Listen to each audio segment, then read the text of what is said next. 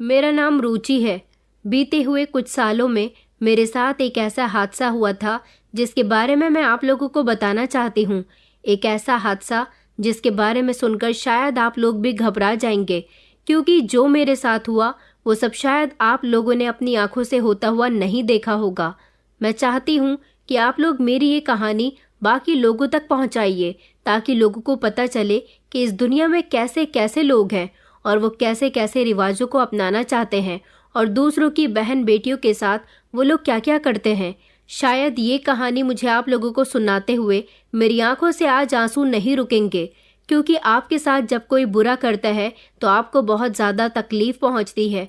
मुझे भी बहुत तकलीफ पहुंच रही थी। मैं मदद की पुकार लगा रही थी, मगर कोई मेरी सुनने वाला नहीं था। तो फिर मेरी ये कहानी सुनकर मुझे बताइए कि आप ऐसी मुश्किल में पड़ जाएंगे तो आप लोग क्या करेंगे। आपके पास इस मुसीबत से निकलने का कैसा रास्ता होगा।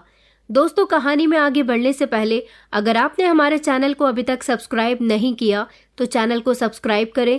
वीडियो अच्छी लगी तो वीडियो को लाइक करें और हाँ, कमेंट करके हमें अपनी राय ज़रूर दें कि आपको हमारी कहानी कैसी लगी। मैं दुल्हन बनी हुई थी, दुल्हन के कपड़े पहने हुई थी। हर लड़की की जब शादी होती है तो वो बहुत ही खुश होती है। अगर उसके दिल में कोई गम होता है तो वो गम होता है कि उसके माता पिता की जुदाई का। लेकिन मुझे ये शादी नहीं करनी थी। मैं नहीं चाहती थी ये शादी करना, मगर इस शादी को करना मेरी बहुत बड़ी मजबूरी थी। मैं काफ़ी दिनों से लगातार रो रही थी, इसलिए अब मेरी आंखों से आंसू निकलने भी बंद हो गए थे।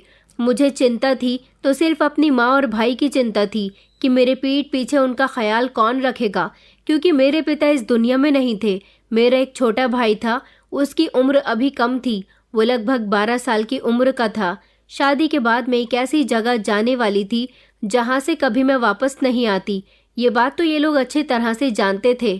फिलहाल मेरी शादी हो गई और मैं धीमे धीमे कदमों से वहाँ आकर खड़ी हो गई थी जहाँ पर मुझे नहीं खड़ा होना चाहिए था।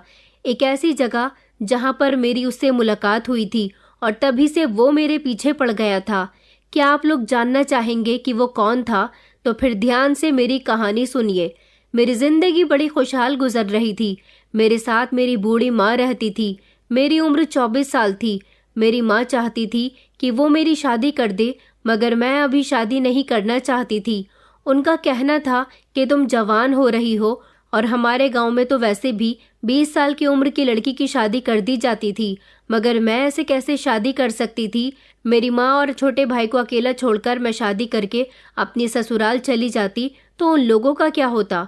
जब मैं 15 साल की थी तब मेरे पापा को एक खतरनाक बीमारी ने पकड़ लिया था, जिसकी वजह से उनकी तबीयत खराब रहने लगी थी और फिर एक दिन उनकी मौत हो गई। उनकी मौत पर मैं बहुत रोई थी, क्योंकि मैं काफ़ी समझदार थी और मुझसे मेरे पिता जुदा हो गए थे।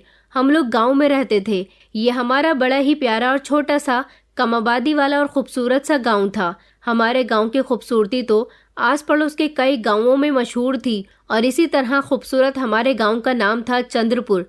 हमारे गांव के लोग आपस में बड़ी मेल मोहब्बत के साथ रहा करते थे और हमारे इस छोटे से गांव में किसी चीज़ की कोई कमी नहीं थी। यहाँ खेती बाड़ी भी भरपूर हुआ करती थी, मगर हमारे गांव में ना तो अस्पताल था, ना स्कूल कॉलेज थे और ना ही पुलिस स्टेशन था। शायद हमारे गांव को लोग ज़्यादा जानते नहीं थे और हमारे गांव के मुखिया जी ये चाहते भी नहीं थे कि शहर वालों की नज़र हमारे गांव पर पड़े, क्योंकि कई सालों पहले हमारे गांव में एक बड़ा कंस्ट्रक्शन कंपनी का मालिक आया था जो हमारे गांव की इन ज़मीनों को ख़रीदना चाहता था। वो हमारे गांव में ज़मीनें खरीदकर उन पर अपना बिजनेस करना चाहता था। उसने हम गांव वालों को ऑफर दिया था कि हम आपके गांव में सारी सुविधाएं उपलब्ध करवा देंगे। आपको अपने छोटे छोटे कामों के लिए इतनी दूर शहर जाने की भी ज़रूरत नहीं होगी। आप हमें अपने गांव का आधा हिस्सा बेच दें ताकि हम वहां पर अपना प्लांट लगा सकें। मगर हमारे गांव के सरपंच जी ने पूरी पंचायत में बोल दिया था कि अगर गांव का कोई भी मेंबर इन शहरी लोगों की बातों में आ गया तो उसे गांव से निकाल दिया जाएगा। हम अपने गांव की खूबसूरती को ख़राब नहीं करेंगे, हम लोग इनके लालच में नहीं आएंगे। हालांकि सरपंच जी के समझाने के बावजूद भी गांव के कुछ लोग उनकी बातों में आ गए थे, मगर वक्त रहते उन्हें अकल आ गई थी, क्योंकि शहर के बड़े बड़े अमीर लोग हमारे गांव आकर हमें फालतू के ऑफर देते थे जिनको हम एक्सेप्ट कर लेते और फिर उससे क्या होता, हमारे गांव की खूबसूरती ख़राब हो जाती। क्या पता वो लोग हमसे झूठ बोल रहे होते। बस यही वजह थी कि सरपंच जी इन लोगों की बातों पर यकीन नहीं करना चाहते थे। वक्त रहते सबको अकल आ गई थी। सबने इस बात पर अटल फैसला कर लिया था कि कोई भी इन शहरी लोगों की बातों में नहीं आएगा, और वही हुआ था। सबने मिलकर शहर के उस अमीर आदमी को इतना परेशान किया और उससे साफ इनकार कर दिया कि वो हमारे गांव पर अपनी नज़र न डाले। हमारे गांव की ज़मीन उसे नहीं मिल सकती। बस उसके बाद वो कभी हमारे गांव पलटा ही नहीं, और फिर किसी ने भी हमारे गांव पर नज़र रखने की कोशिश नहीं की। हम तो जानते नहीं कि शहर के लोग कैसे होते हैं, कैसा उनका लाइफस्टाइल होता है, क्योंकि हम में से कोई भी शहर के लोगों जैसा नहीं बनना चाहता था। हमने सुना था कि शहर के लोग बड़े ही कठोर होते हैं। गरीब लोगों को तो शहर में कुछ भी नहीं माना जाता, और हम लोग तो बड़े ही सीधे साधे लोग थे। गरीब थे, मगर मेहनत मजदूरी करके अपनी जिंदगी को गुजार रहे थे। मेरे पिता नहीं थे तो क्या हुआ, मैं खेतों में जाकर गांव की बाकी औरतों के साथ खेती बाड़ी और मजदूरी किया करती थी। हमारे गांव में लड़कियां भी काम करती थी, और उन लड़कियों को काम करने पर खेतों में काफी सारे पैसे दिए जाते थे, क्योंकि जो काम गांव की औरतें किया करती थी वो काम गांव के मर्द नहीं कर पाते थे। गांव के मर्द ज्यादातर हमारे गांव में बने जंगलों में काम किया करते थे। जंगलों में औरतों का जाना ठीक नहीं था, क्योंकि वहां पर खूंखार जानवर आते जाते रहते थे। सुना था कि वहां एक अमीर आदमी ने अपना फार्म हाउस बनाया हुआ है, और वो फुल सिक्योरिटी के साथ उस जंगल के फार्म हाउस में रहता है। कभी कभी वो फार्म हाउस बंद भी रहता है। फिलहाल गांव की जिंदगी बहुत ही अच्छी होती है। अगर दिक्कत थी तो मुझे इस बात से थी कि मेरी माँ अपनी टांगों से लाचार थी। वो बचपन से ही पोलियो जैसी बीमारी का शिकार हो चुकी थी। मेरे पापा ने उनसे शादी कर ली थी क्योंकि वो उनसे प्यार करते थे, और दोनों के घर वालों ने भी एक दूसरे के लिए दोनों को पसंद कर लिया था। उसके बाद हम दोनों भाई बहन एक एक करके इस दुनिया में आए। यही तो वजह है कि मैं अपनी माँ को छोड़कर कहीं नहीं जाना चाहती। मेरे बाद मेरी माँ कैसे घर के काम किया करेगी, क्योंकि वो तो एक तरफ बैठी रहती है। मैं सुबह सुबह उठ जाती हूँ, खेतों में जाकर काम करती हूँ, और उसके बाद शाम तक खेतों से वापस आती हूँ, घर के सारे काम करती हूँ, और सबके लिए फिर खाना बनाती हूँ। खेतों में काम करने से मेरा पूरा शरीर दर्द करने लगता है। गाँव में एक लड़की थी छवि, जो हमारे गाँव के किसान की बेटी थी। बहुत सुंदर थी। गाँव के सारे ही लोग उसकी खूबसूरती की तारीफ किया करते थे, मगर बदकिस्मती से वो मेरी दोस्त बन गई थी। मेरी माँ मुझसे मना किया करती थी कि तू उससे दोस्ती मत कर, वो लड़की बहुत खूबसूरत है। गांव के न जाने कितने लड़के उसके आशिक होंगे, मगर मैं उसकी बातों को नहीं मानती थी। वो दिल की बहुत अच्छी थी। हमेशा मुझसे हंसकर बातें किया करती थी, मुझसे मेरे हालचाल पूछती रहती थी, और कई बार तो उसकी माँ ने अच्छा खाना बनाया तो वो मेरे लिए लेकर घर तक आ गई थी, तो उससे दोस्ती करना तो बनता था। उसके साथ मैं अच्छा वक्त गुजारा करती थी। वैसे तो मैं भी कोई कम खूबसूरत नहीं थी, छवि की ही टक्कर की थी। लोग मुझे भी बेहद पसंद किया करते थे, मेरी खूबसूरती की तारीफ करते थे, और छवि को लगता था कि इस पूरे गांव में वही एक खूबसूरत लड़की है। मेरी माँ तो अब बूढ़ी हो गई थी, बीमार रहने लगी थी ना, बस इसीलिए वो अपनी उम्र से बड़ी लगती थी। हमेशा बिस्तर पर लेटे लेटे यही कहती रहती थी कि मैं तेरी शादी करना चाहती हूँ। अब वो मेरी शादी कहाँ से करती, अच्छा रिश्ता कोई मिल नहीं रहा था, और मैं अभी शादी नहीं करना चाहती थी। एक दिन मुझे छवि ने बताया कि उसके लिए शहर से एक रिश्ता आया है। मुझे बड़ी खुशी हुई कि शहर से रिश्ता आया है, ये तो बहुत ही अच्छी बात है। हमारे यहाँ जिन लड़कियों की शादी शहर में होती थी उनको बड़ा खुशनसीब माना जाता था, क्योंकि जितनी भी लड़कियों की शादी अभी तक शहर में हुई थी वो सभी लड़कियां अच्छी रह रही थी। शायद शहर के लोगों की सोच गांव के लोगों की सोच से परे होती है। फिलहाल छवि हमेशा अपने पति के गुण गाती रहती थी, हमेशा उसकी तारीफ करती रहती थी कि वो ऐसे हैं वो ऐसे हैं। मैं तो उसकी बातें सुन सुनकर बस हंसती रहती थी, और मैं कर भी क्या सकती थी। मेरे दिल में तो अभी शादी का ख्याल दूर दूर तक नहीं आता था, लेकिन मैं ये नहीं जानती थी कि अब मेरे चेहरे की ये हंसी और मेरे होठों की मुस्कान पूरी तरह से गायब होने वाली है। उस दिन मैं बहुत थक गई थी। रात को बिस्तर पर जाकर लेटी तो बदन बहुत दर्द कर रहा था, किसी पल सुकून नहीं मिल रहा था। अभी मुझे गहरी नींद नहीं आई थी जब माँ दर्द से कर्राहने लगी। माँ की आवाज़ सुनकर मैं झट से उठी। मैंने माँ से कहा, माँ क्या हुआ है? तो माँ कहने लगी कि बेटा मेरी तबीयत ठीक नहीं है। मैंने माँ को छूकर देखा तो माँ को तो बहुत तेज बुखार था। ये देखकर मैं घबरा गई थी। मैंने कहा, माँ तुमने मुझे बताया क्यों नहीं कि तुम्हें तेज बुखार है? मैं अभी वेद जी से दवाई लेकर आती हूँ। माँ कहने लगी कि बेटा तू इतनी रात को वेद जी के पास जाएगी, भाई को भेज दे। मैंने अपने भाई की तरफ देखा तो वो गहरी नींद में सो चुका था। एक दो बार उसे जगाने की भी कोशिश की मगर वो नहीं जागा। मैं जल्दी से अपना दुपट्टा लेकर और माँ को तसल्ली देकर कि मैं अभी आती हूँ, घर से निकल गई थी। हमारे गांव में मेडिकल और डॉक्टर या फिर अस्पताल तो थे नहीं, इसलिए हमारे गांव में 2-3 वैद्य थे जो बहुत अच्छे माने जाते थे। वो जड़ी बूटियों की दवाई बनाया करते थे। मैं उन वैद्य जी के पास घर जाने के लिए निकल गई थी जो मेरी माँ का इलाज किया करते थे। जब मैं अपने घर से निकली और रात के अंधेरे में गांव की चौक तक पहुंची थी कि मेरी नज़र एक कुत्ते पर गई। उसको देखकर तो जैसे मैं डर गई थी। बड़ा ही खूंखार, जानलेवा और खतरनाक कुत्ता नजर आ रहा था। अंधेरे में उसकी लाल लाल आंखें चमक रही थी। उसने मुंह खोला तो उसके लंबे लंबे दांत थे। मेरे तो पैर थर थर कांपने लगे थे। इस कुत्ते को मैंने आज पहली बार देखा था। ये कुत्ता कोई मामूली कुत्ता नहीं लग रहा था। न जाने ये कहाँ से आ गया था। इसे देखकर लग रहा था कि ये बड़ा ही खतरनाक कुत्ता है। अगर किसी पर इसके दांत लग गए तो वो जिंदा ना बच सकेगा। मैंने देखा वो कुत्ता इधर उधर टहल रहा था। मैं एक साइड पर छुपकर खड़ी हो गई थी कि ये यहाँ से चला जाए तो मैं आगे बढ़ूं, क्योंकि वैद्य जी का घर उस रास्ते से गुजरकर था जहाँ पर वो कुत्ता इधर उधर टहल रहा था। मगर मुझे माँ की दवाई लेकर घर जाना था। वो बुखार में तप रही थी। मुझे उनकी चिंता हो रही थी। इधर ये कुत्ता था कि जाने का नाम ही नहीं ले रहा था। धीरे धीरे दिन निकलने लगा था। इतना समय होने पर गांव के लोग जागने लगते थे और अपने कामों पर जाने लगते थे। तभी मैंने देखा कि वहां रास्ते से गुजरते हुए कुछ लोगों ने उस कुत्ते को देख लिया। कुत्ते को देखकर वो लोग भी डर गए थे और उन्होंने उस कुत्ते से डरना शुरू कर दिया। बल्कि वो सब मिलकर उस कुत्ते पर हमला करने लगे।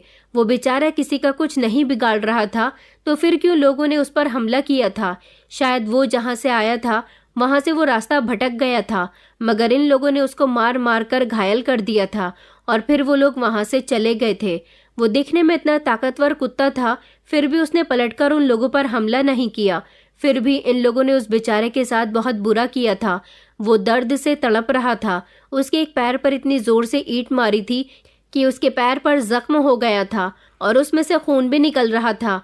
वो बेहोशी जैसी हालत में था। मैं उसके करीब गई। मैंने झट से अपना दुपट्टा लिया और उसका खून साफ करने लगी। मैंने उसके जख्म पर अपना दुपट्टा बांध दिया था। वो धीमे धीमे आंखें खोलकर मुझे देख रहा था। उन लोगों ने सच में उसके साथ बहुत बुरा किया था। मुझे माँ की दवाई लाने में बहुत देर हो रही थी, इसलिए मैं उसे गंभीर हालत में ही छोड़कर वैद्य जी के घर चली गई थी, क्योंकि पहले ही मुझे काफ़ी देर हो चुकी थी। मैं जब घर दवाई लेकर आई तो माँ कहने लगी कि बेटा तू कहाँ रह गई थी, मैं कब से तेरा इंतज़ार कर रही हूँ। मैंने माँ को उस कुत्ते के बारे में बता दिया था। माँ कहने लगी कि तुझे उस कुत्ते के करीब नहीं जाना चाहिए था।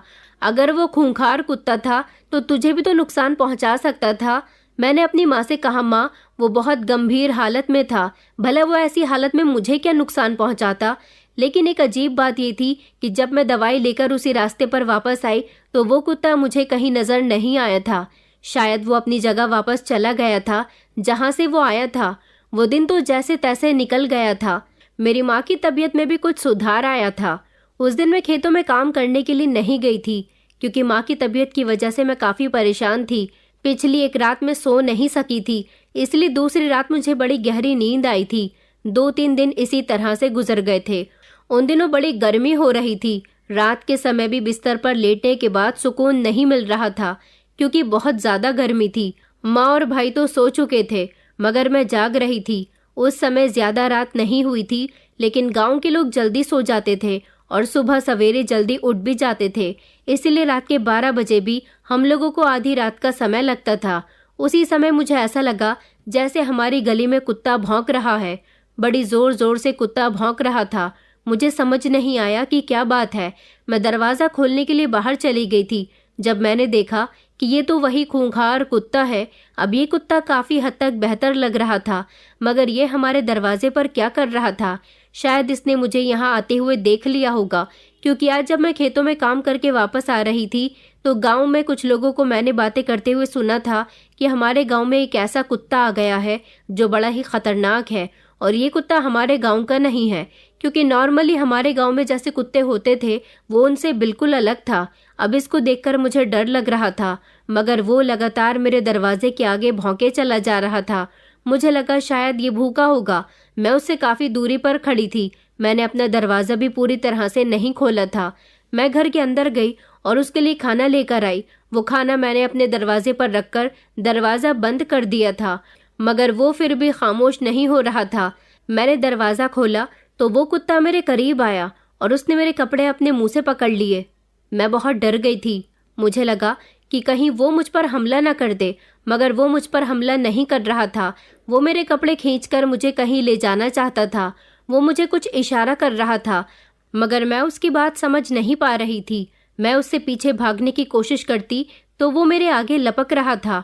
वो जब जब मेरे करीब आता मुझे उससे डर लगता और ऐसा लगता जैसे वो मुझ पर हमला करने की कोशिश कर रहा है। वो खुद को मेरी तरफ लपका रहा था। उससे बचने के चक्कर में उसके नाखून कई बार मेरे हाथ पर लग गए थे, मगर मैं उसकी बात को ना समझ सकी और उससे डरकर मैं सीधा अपने घर के अंदर आ गई थी। मैंने घर का दरवाज़ा बंद कर लिया था। काफ़ी देर तक वो कुत्ता बाहर भौंकता रहा था और उसके शोर से आस पड़ोस के लोग भी उठकर बैठ गए थे, जिनको उससे बहुत दिक्कत हो रही थी। मगर वो था कि वहाँ से जाने का नाम ही नहीं ले रहा था। अगले दिन जब छवि ने मेरे हाथों पर कुत्ते के नाखूनों के निशान देखे तो वो कुछ और ही समझ बैठी थी। उसने मुझे बड़े गौर से देखा था और वो मुझसे कहने लगी, ये निशान तुम्हारे हाथों पर कैसे आए? कुत्ते के लपकने की वजह से उसके नाखूनों के कुछ निशान मेरी गर्दन पर भी आ गए थे। मैंने उसे उस कुत्ते के बारे में जब बताया तो वो हैरान रह गई, मगर वो भी मुझे कुछ परेशान नजर आ रही थी। मैंने उससे पूछा कि तुम क्यों परेशान हो? तो उसने बताया कि मेरा शहर से रिश्ता खत्म हो गया। वो लड़का शहर की लड़की से शादी करना चाहता था और उसकी बहनों ने अपने भाई की मर्जी जाने बिना ही उसका रिश्ता मेरे साथ तय कर दिया।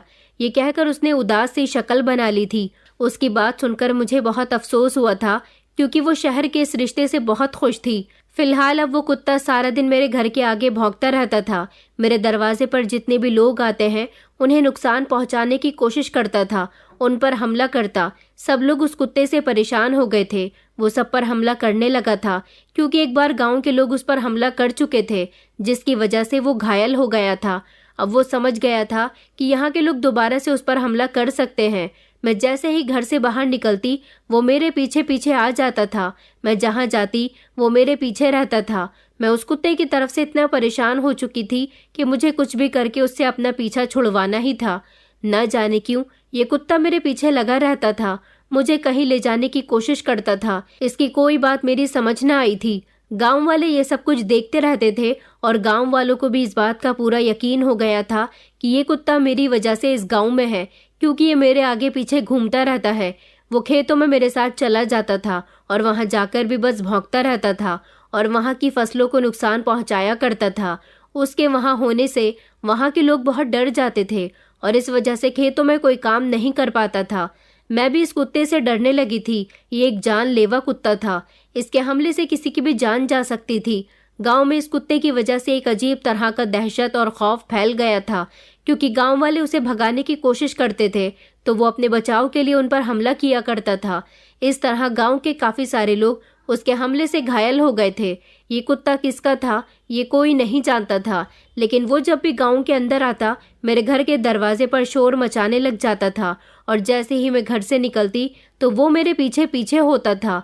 अब तो मैंने उससे तंग आकर घर से बाहर निकलना भी छोड़ दिया था। एक रात जब ये कुत्ता मेरे घर के आगे भौंक रहा था, मैं बाहर चली गई थी, क्योंकि ये कुत्ता मुझे देखकर खामोश हो जाता था और मुझ पर झपटना शुरू हो जाता था। मैंने जब दरवाज़ा खोला और मैं घर से बाहर गई तो मैंने देखा कि वो कुत्ता मेरा दुपट्टा पकड़कर मुझे कहीं ले जाने की कोशिश कर रहा था, मगर मैं उसके साथ इतनी रात को कहाँ जा सकती थी। मैं बहुत डर रही थी।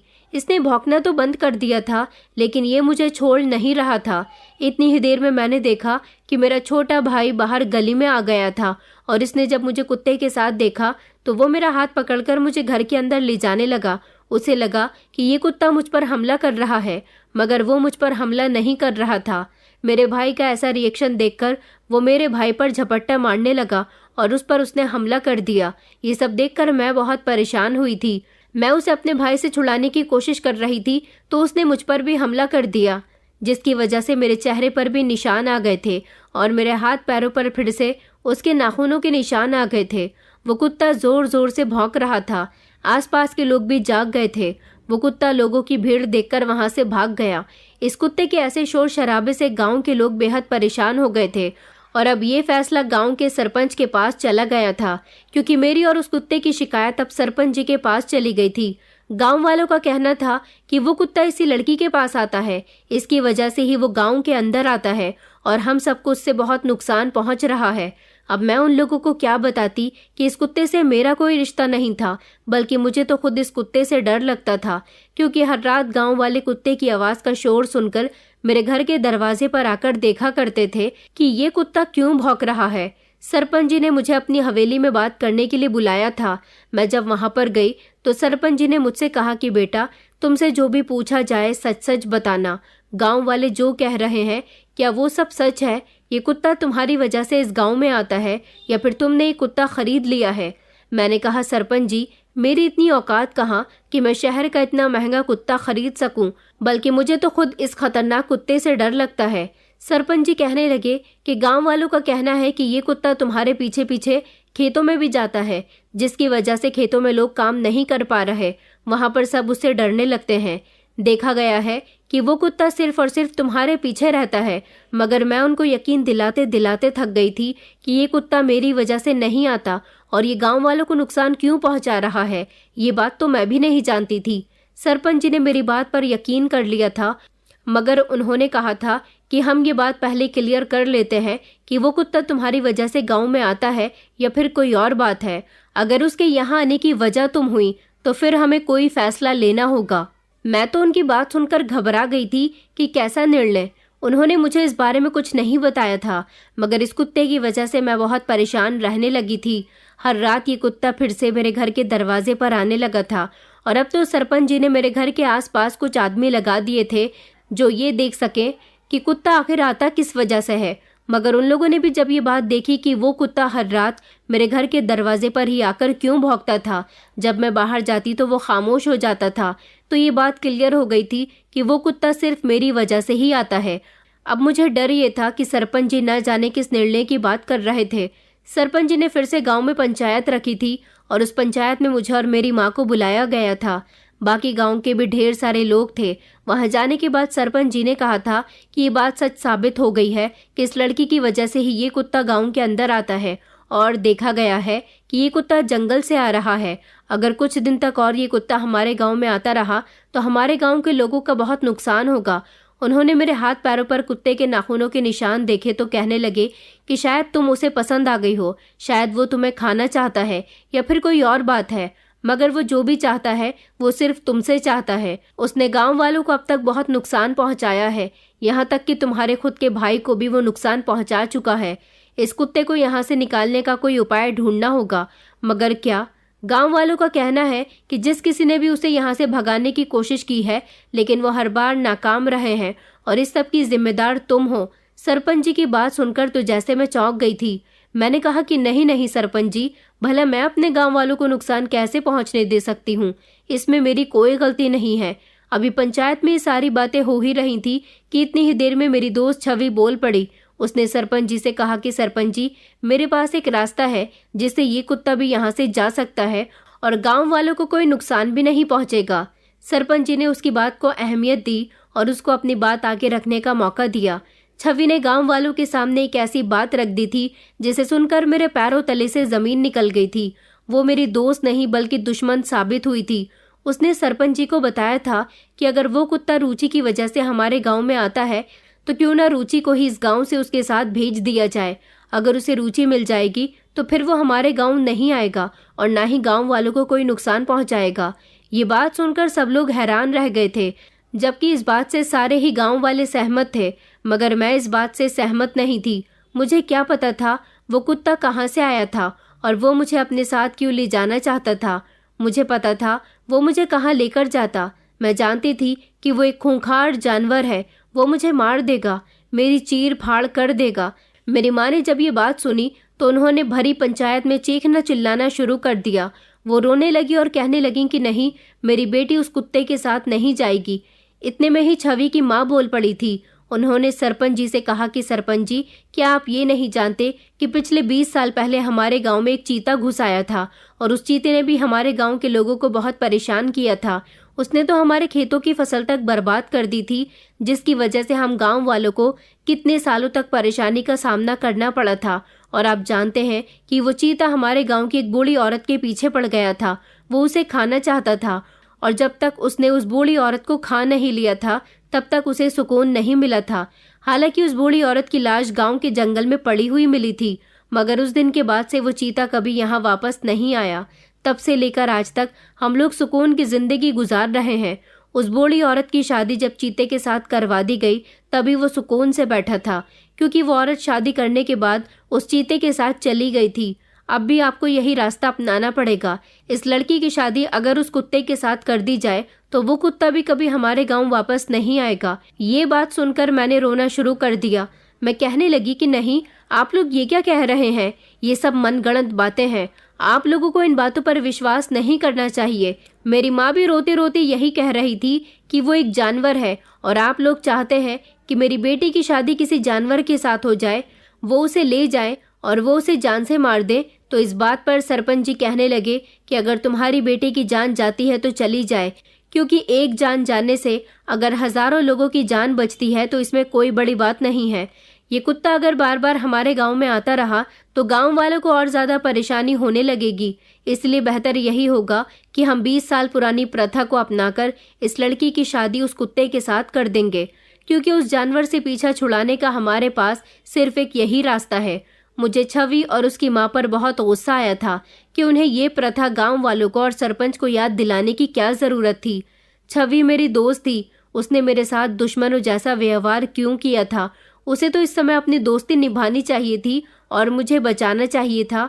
उस दिन के बाद से छवि मुझसे अलग अलग रहने लगी थी।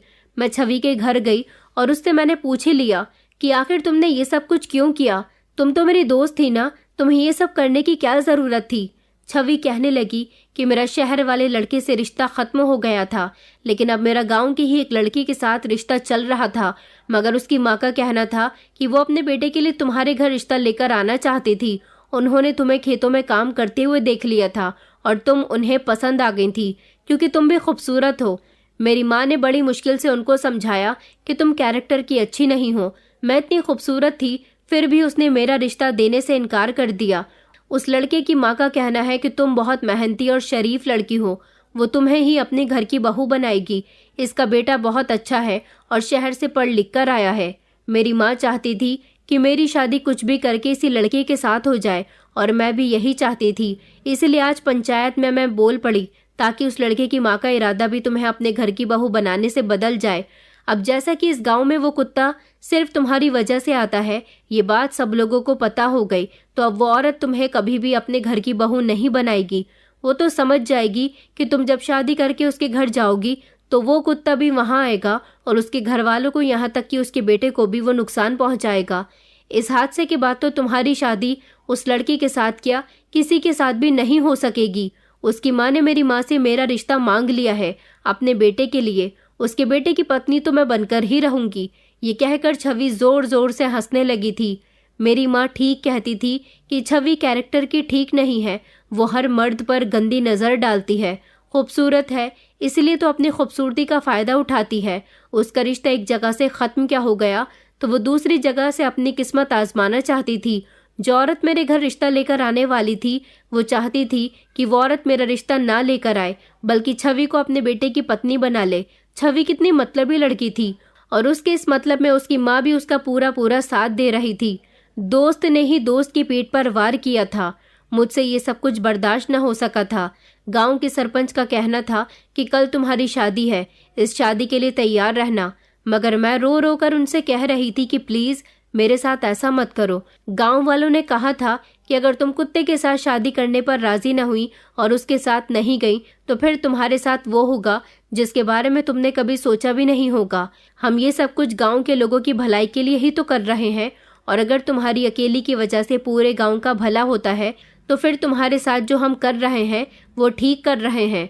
गांव वालों ने मेरी माँ से कहा था कि तुम्हारी बेटी अगर उस कुत्ते के साथ नहीं गई और वापस आ गई तो तुम्हारे और तुम्हारे बेटे के साथ भी अच्छा नहीं होगा।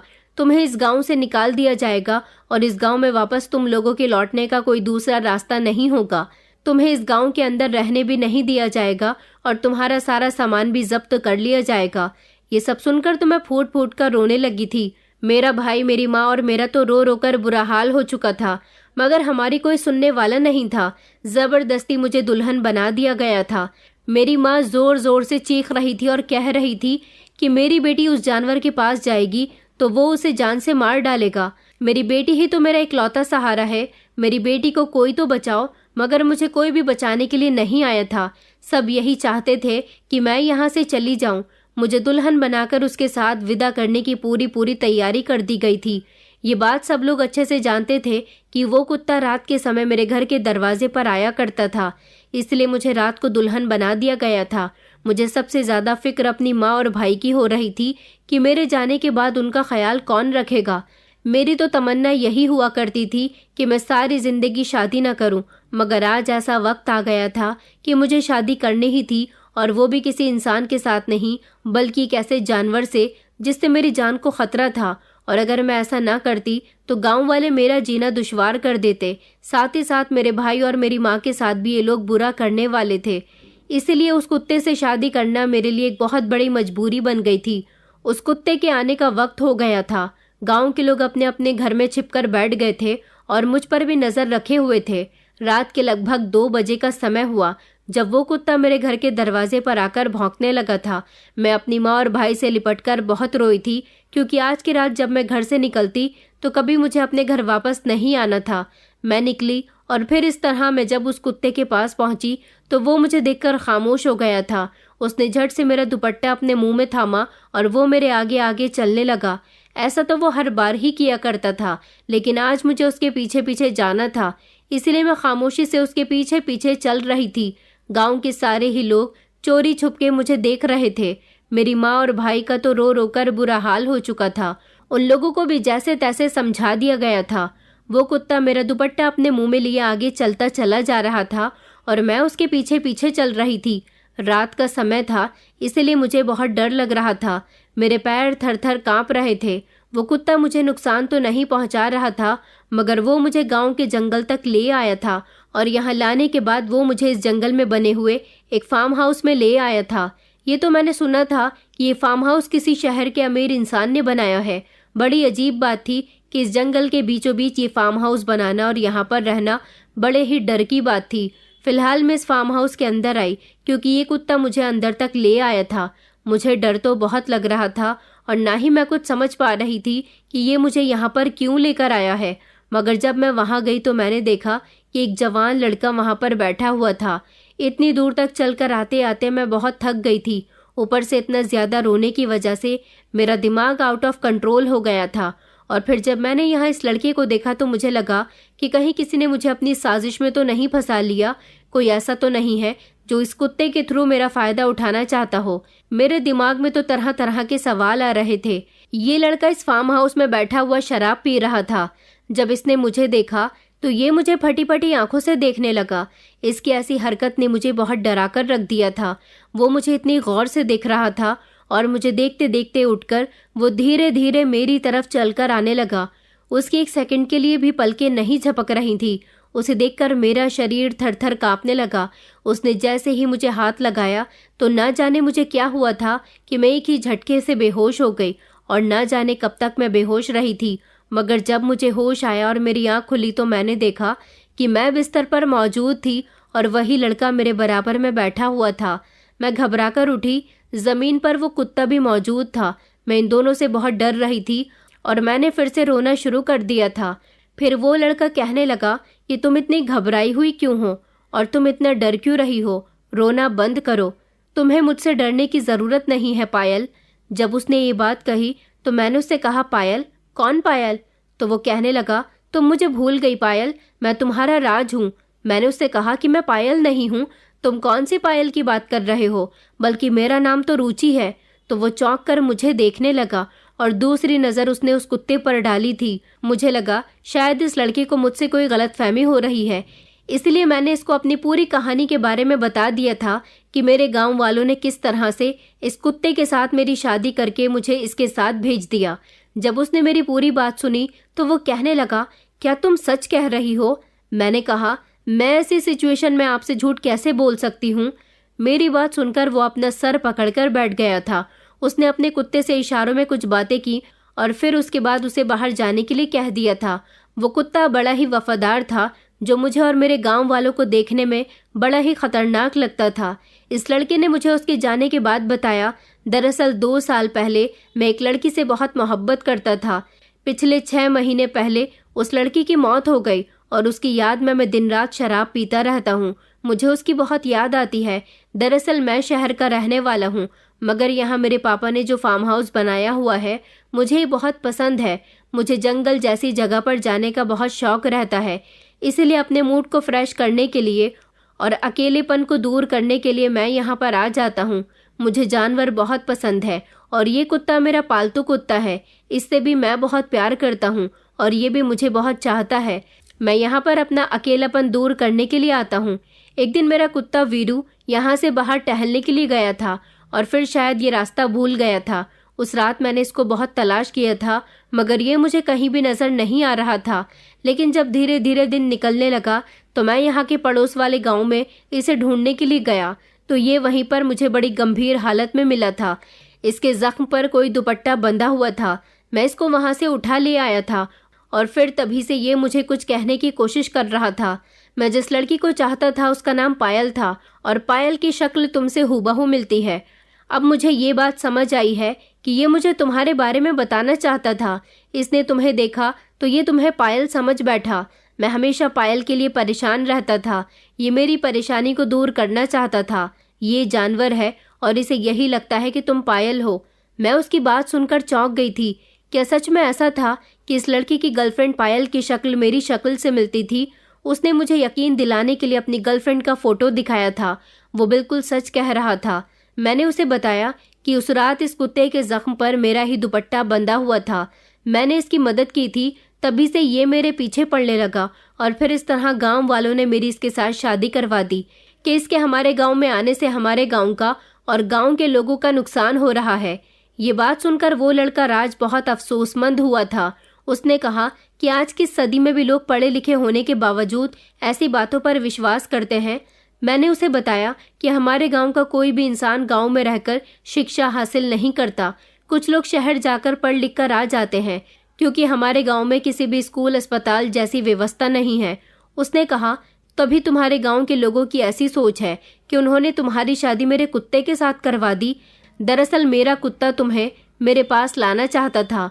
वो तुमसे यहाँ आने की जिद करता था और तुम उसकी भाषा नहीं समझ सकी। तुम्हें यही लगा कि वो तुम पर हमला करता है। मैंने कहा कि आप सही कह रहे हो। मुझे ही नहीं बल्कि मेरे गांव वालों को भी यही लगता था। वो लड़का मुझसे बहुत शर्मिंदा हो रहा था। अब जबकि मैं उसके फार्म हाउस आ चुकी थी, मैंने उसे बता दिया था कि अगर मैं अपने गांव वापस गई तो गांव वाले मुझे अपने गांव से निकाल देंगे। इससे मेरी माँ और भाई की जिंदगी को भी तकलीफ पहुंचेगी। मुझे उनकी बहुत याद आती है। वो लोग उनका जीना दुश्वार कर देंगे। राज कहने लगा कि तुम्हें परवाह करने की कोई ज़रूरत नहीं है। तुम मेरे इस फार्म हाउस में आराम से रह सकती हो। मैं उसके फार्म हाउस में रहती तो थी, मगर मैंने देखा था कि वो चोरी चुपके मुझे देखता रहता था। शायद वो मुझे नहीं बल्कि मेरे अंदर अपनी पायल को ढूंढता था। काफ़ी समय मैं उसके फार्म हाउस में रही। उसने मेरा बहुत ख्याल रखा था। मेरे यहाँ आ जाने से उसके चेहरे पर मुस्कुराहट आने लगी थी। वो मेरे साथ हमेशा बातें करता रहता था। कभी उसने मुझे गलत नज़र से नहीं देखा था। हमेशा वो मेरी इज्जत किया करता था। मुझे उसके घर में रहते हुए असली ज़िंदगी जीने का एहसास होता था। कुछ दिन गुजरे तो एक दिन राज ने मुझे प्रपोज कर दिया था और उसने मुझसे शादी करने के लिए कहा था। उसने कहा था कि तुम भले ही मेरी पायल नहीं हो, मगर तुम्हारी शक्ल बिल्कुल पायल की तरह मिलती है। तुम उतनी ही मासूम हो। तुम्हारा यहाँ से जाने का कोई रास्ता नहीं है। तुम्हें मेरा वीरू यहाँ ले आया।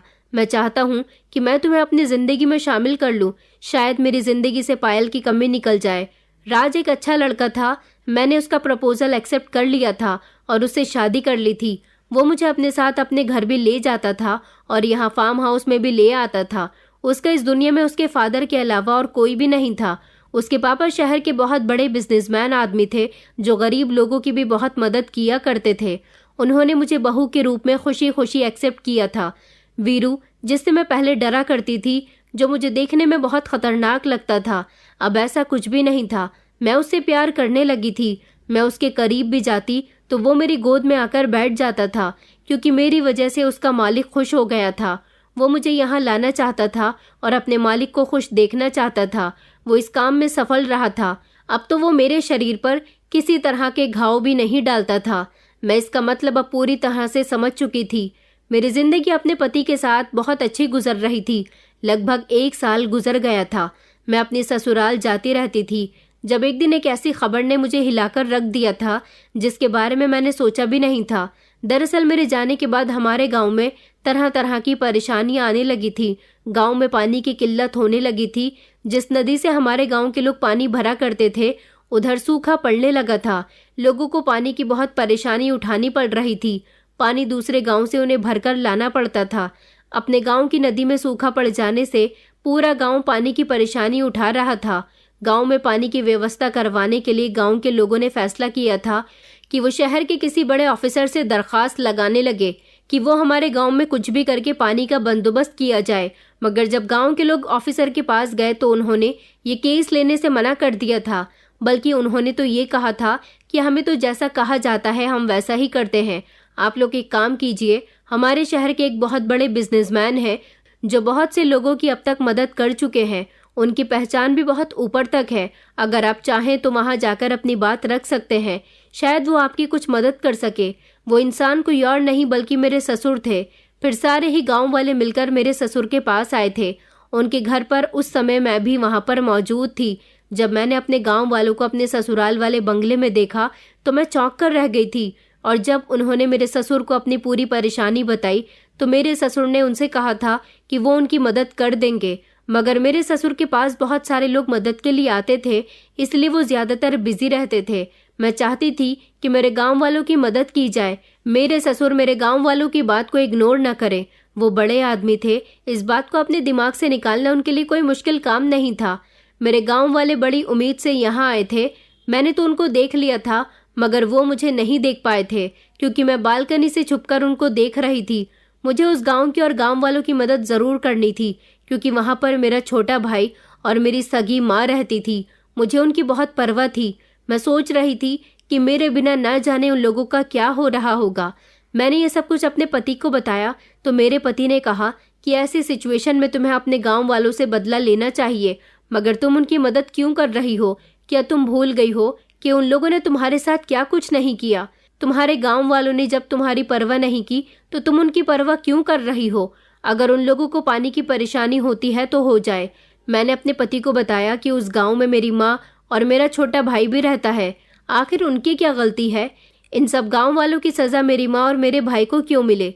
ये सारी बात राज के दिमाग में आ गई थी और राज ने मुझसे वादा किया था कि वो मेरे गांव वालों की समस्या को हल करवा कर ही रहेगा।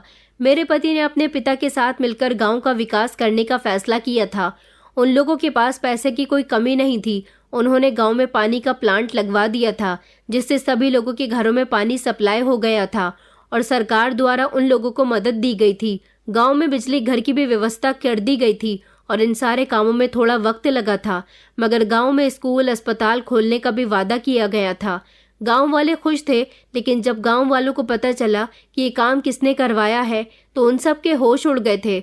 उन लोगों ने जब मुझे अपने सामने जिंदा देखा तो वो लोग अपने दिमाग में यही सवाल लिए बैठे थे कि मैं अभी तक जिंदा हूँ और मैंने ये सब कुछ कैसे किया।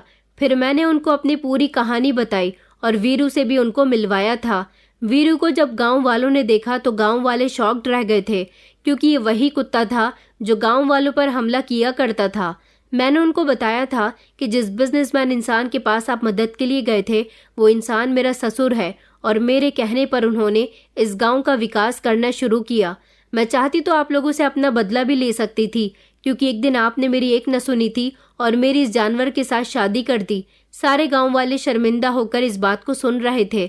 मैंने उन लोगों को बताया था कि मेरी शादी उनके बेटे के साथ हो गई। आप लोगों ने मेरी शादी कुत्ते के साथ की थी। आपको लगता था कि वो मुझे मार देगा, मगर मैं मरी नहीं, बल्कि मुझे राज ने दोबारा से जिंदगी दे दी। मेरी माँ और मेरे भाई को जब मैंने देखा तो मैं उनसे लिपटकर बहुत रोई थी। मुझे इस तरह से ससुराल में खुश देखकर उन्हें भी बहुत खुशी हुई थी, जबकि गांव वाले बेहद शर्मिंदा थे और वो लोग जो ये सोच रहे थे कि मेरी जगह अगर उनकी बेटी होती तो उन लोगों पर क्या बीतती। मगर अच्छा ये था कि मेरी जिंदगी अच्छी गुजर रही थी। राज ने मुझे बहुत प्यार किया था। उसके पापा ने मुझे कभी किसी चीज की कमी नहीं होने दी थी। मैंने जैसा कहा था उन लोगों ने वैसा ही किया था। कभी कभी कुछ पराये लोग भी इस तरह से अपने बन जाते हैं कि हमें अपने अपनों की याद ही नहीं आती। जिन गांव के लोगों को मैं अपना समझा करती थी उन गांव वालों ने ही मेरे साथ बहुत बुरा किया था। मगर अच्छी बात ये थी कि वक्त रहते उन सबको अकल आ गई थी। मेरे साथ क्या वो आगे से गांव की किसी भी औरत या लड़की के साथ अब दोबारा कुछ ऐसा वैसा नहीं करेंगे। छवि मेरी दोस्त, जो उस लड़की के साथ शादी करना चाहती थी, जिसकी माँ मेरे घर मेरा रिश्ता लेकर आना चाहती थी, उसका रिश्ता तो उस लड़की के साथ लग गया था।